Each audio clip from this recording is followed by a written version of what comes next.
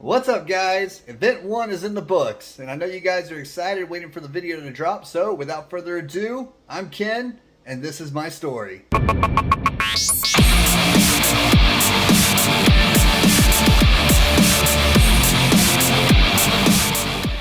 The first event's going to be held at Lake Norman. It is a 50.8 square mile lake with the Marshall Steam Plant situated up north.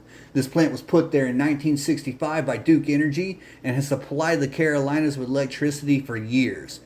It pumps warm water throughout the lake, and it also dictates the activity of the bass. I'm hoping to take advantage of that. I'm planning on putting in Hager Creek south of the flow. I'm going to fish this island and these points. These are natural structures that bass usually like to hide at. There's also a rock reef over to the east, and up north there's two converging underwater rivers. These are all natural underwater structures that bass usually like to hang out. So I've taken my plan and I'm going to work. Alright, week 1. Unfortunately, I didn't have cameras at this time. I just started YouTube, so everything was kind of in the mail, but I did manage to catch this one fish. However, it was a hybrid.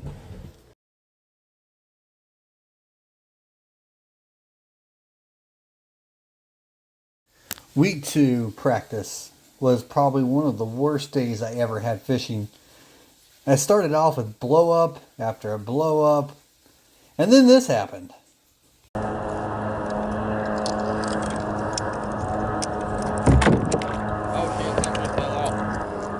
Sad day for Ken. Lose his GoPro, or his Rookie Pro as I call it, because I couldn't afford one. But still, it was $100 that I just threw in a lake, so that's lovely. But show must go on. Could have been worse, could have been my phone. If I had the better kayak, I could have stood up and fixed it while it was attached to that. Instead of making the stupid mistake to put it on my freaking head. So yeah, needless to say, horrible day of fishing. Losing the GoPro was definitely a big loss. Not only that, I wake up the next morning to find I left my paddle at the ramp. A buddy who's also in the same division as me picked it up, but he took it to South Carolina, not knowing where I lived. So luckily, my buddy Alex was there to bail me out. How's it going? Thanks, man. You're a lifesaver. Yeah. Ching. Nothing fancy, but it will definitely get you through and safe today, as opposed to no paddling using your hands. Thanks, man. Appreciate you. Yes, sir. After striking out both days at Hager Creek, I decided to change my game plan. I head south down to Ramsey Creek, where I was hoping the water would be warmer and maybe the fish would act a bit more traditionally to what I'm used to. I decided to stick to my game plan and hit dock after dock after dock. Just a lot of dock beating and see if we could pull something out. Finally, it paid off. I was able to land this fish registered at 16.25 inches. That's the kind of stuff I was looking for. But of course, like a rookie, I did not realize my camera was in standby mode. To learn from a mistake, I'm going to hit the record button before even getting in the kayak. But while I was fishing out here, I did learn some valuable information, and I learned a little bit more about these bass that we're chasing, and I'm hoping to use that during tournament day.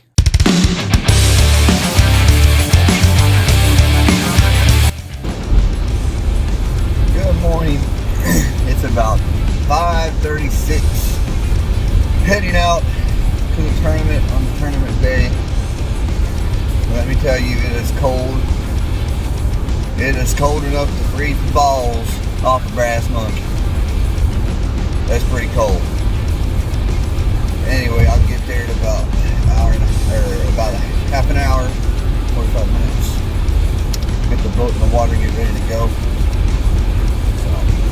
Stay tuned.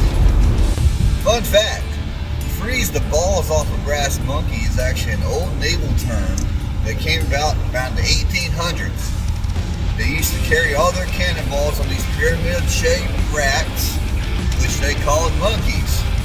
Now originally these things were made out of wood, but after so long of being at sea, those things would get rotted, they'd break apart, cannonballs be rolling everywhere. They didn't like that too much, so they started making them out of brass. They soon discovered if they sailed too far north, it would get too cold, the brass would shrink and the balls would fall off, and that's what you get. Greased balls off a brass monkey.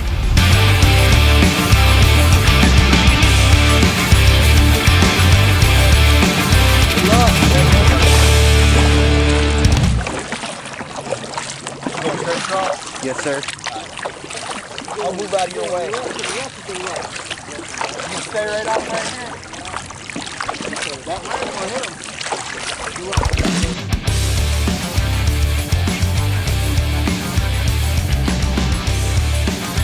Alright, it is 7:45. So I got 15 minutes before first cast. I'm at my first spot. I caught one here yesterday, so I'm really hoping it's going to produce another one. Alright, 8 o'clock, first cast.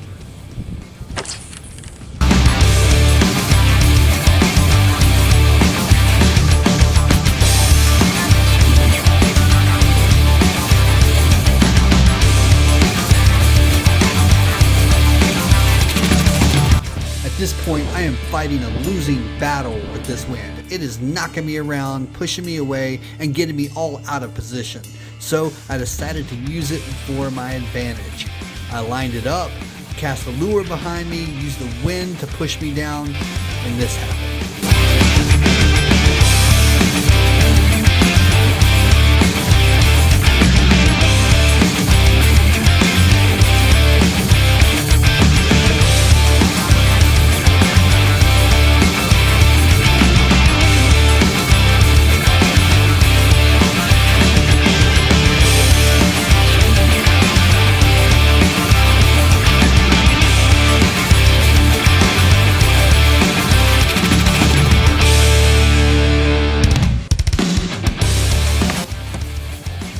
.25.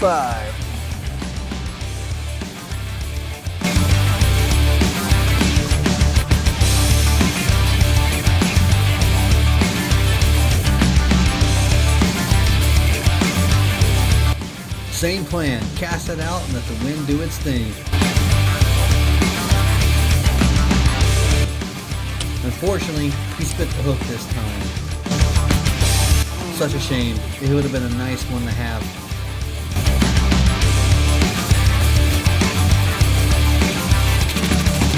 Just obliterated that worm. I could only fish for about another 2 more hours before my battery finally died. I know next time I need to pack a bigger one. I did manage to catch another fish later on that day that measured up to 12.75 inches, which bring my total to 27 total inches for the tournament. However, I was not able to land anything else that day. So I packed up my stuff and headed to the weigh-in. Out of 131 anglers, 35 of them skunked.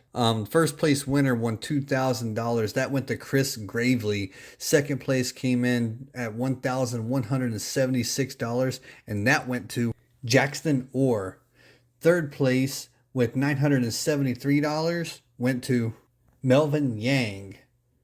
I placed 73rd and got this nice little bag of worms. It was still a lot of fun, and I'm still in contention for Tournament of Champions. Right now I'm currently in 67th place with 129 points. So we'll see what happens in the next event. I'll see you there. I'm Ken, and this is my story.